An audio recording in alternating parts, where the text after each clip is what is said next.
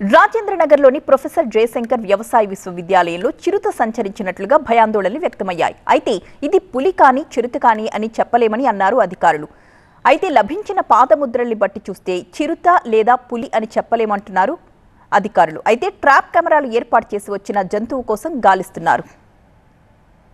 మరిన్ని అంశాలు మా ప్రతినిధి ప్రణీత అందిస్తారు. అగ్రికల్చర్ యూనివర్సిటీలో చిరుత సంచరిస్తున్నటువంటి విషయం తెలుసుకున్నటువంటి అటవీ అధికారులు చాలా చోట్ల గాలింపు చర్యలు చేపడుతున్నారు. అయితే ప్రజెంట్ మనం అగ్రికల్చర్ యూనివర్సిటీ లోపల ఉన్నటువంటి ఫారెస్ట్ ఏరియాలో ఉన్నాము. సో ఏదైనా సరే ఈ సరౌండింగ్స్లో ఉన్నటువంటి జంతువు ఒకవేళ వాటర్ తాగాల్సి వస్తే ప్రజెంట్ మనకు కనిపిస్తున్నటువంటి ఈ చెరువు ఏదైతే ఉందో ఈ చెరువు దగ్గరికి వచ్చి వాటర్ తాగినటువంటి సందర్భాలు చాలా ఉన్నాయి. సో ఇప్పుడు కూడా అలాంటి సిచ్యువేషన్స్ ఉన్నటువంటి నేపథ్యంలో ఇక్కడికి ఏమైనా చిరుత వస్తున్నటువంటి నేపథ్యంతో ఇక్కడ కూడా అటవీ శాఖ అధికారులు గాలింపు చర్యలు చేపట్టారు. సో ఈ సరౌండింగ్స్ మొత్తాన్ని కూడా If it's family, it has to be home. If it's home, it has to be Aparna. Saluting the spirit of every couple's sacrifice to build their dream home.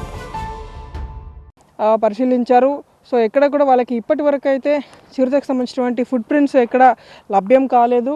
So ఈ మొత్తం forest area back side నుండి main రోడ్కి ఆనుకున్నటువంటి ఈ forest ఏరియాని అంతా కూడా ఉదయం నుండి అధికారులు గాలిస్తున్నారు. అటు అటవీ శాఖ సిబ్బందితో పాటు యూనివర్సిటీకి సంబంధించినటువంటి సెక్యూరిటీ అలాగే లోకల్ పోలీసులు.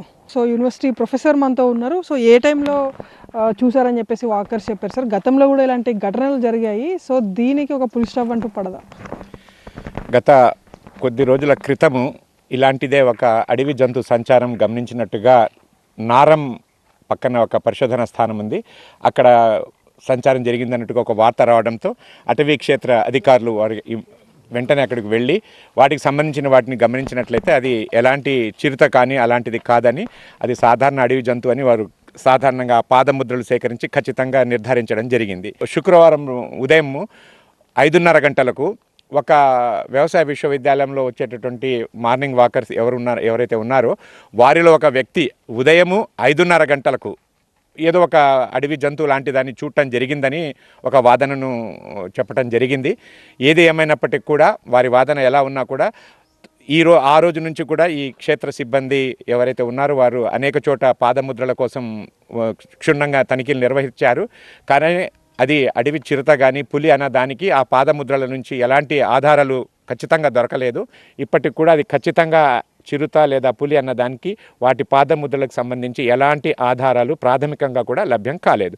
బహుశా అది ఏదైనా అడవి జంతువు అయి ఉండవచ్చు. వాకర్కి కనిపించినటువంటి నేపథ్యంలో సో అతని నుండి డీటెయిల్స్ని ఆల్రెడీ ఫారెస్ట్ టీమ్తో పాటు పోలీసులు కూడా సేకరించారు.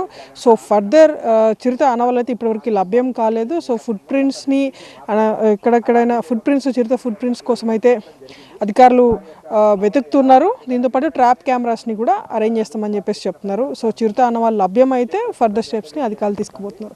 విజయనిష్ వెంకట్తో అగ్రికల్చర్ యూనివర్సిటీ నుండి ప్రణీత, TV9.